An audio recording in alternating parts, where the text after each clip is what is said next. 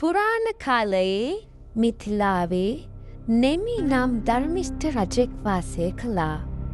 ඔහු සෑම විටම දානය, සීලය හා කරුණාවෙන් ජනතාව රැකගත්තා.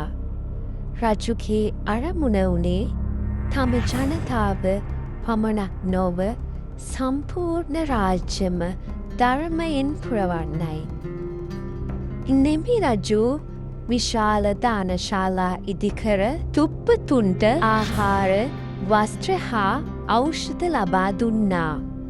සෑම පෝදාක්ම ඔහු දහම් අසමින් පින්කම් සිදු කළා. රජුගේ පින්බලයෙන් දෙවියන් ප්‍රීති වුණා. දෙව්ලොවින් සක්‍ර දෙවියන් රථයක් යවා නෙමි රජුට දෙව්ලොව බලන්න ආරාධනා කළා. දෙව්රථයේ යමින් සිටියදී රජු මුලින්ම නිරය දුටුවා. එහි පව්කාරයන් විවිධ දුක් විඳමින් සිටියා. බොරු කිව් අය, කුරිරු ක්‍රියා කළ අය, ලෝභයෙන් පිරුණු අය සියලු දෙනා දුක් විඳිනවා. රජුගේ හදවත කරුණාවෙන් පිරුණා. රජු අසා සිටියා. මෙම දුක් ඇයි? දේවදූතයා පිළිතුරු දුන්නා. මෙය තමන් කළ කර්මයේ ප්‍රතිඵලයයි. නෙමි රජු තේරුම් ගත්තා. කර්මය යනු අනිවාර්ය නීතියක් බව. ඊට පසු ඔවුන් දෙව්ලොවට පැමිණියා. එහි සුන්දර මන්දිර, සංගීතය, සුවඳ සහ සතුටින් පිරුණු දෙවිවරු සිටියා. මෙය පින් කළ අයගේ ප්‍රතිඵලයයි. දෙවියන් නෙමි රජුට පැවසුවා.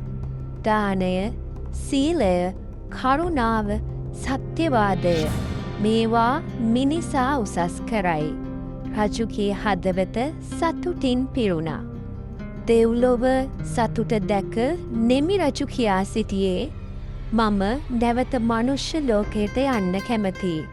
මට මගේ ජනතාවට ධර්මය ඉගැන්විය යුතුයි. මෙය ඔහුගේ උතුම් සිත පෙන්වන තීරණයක් වුණා.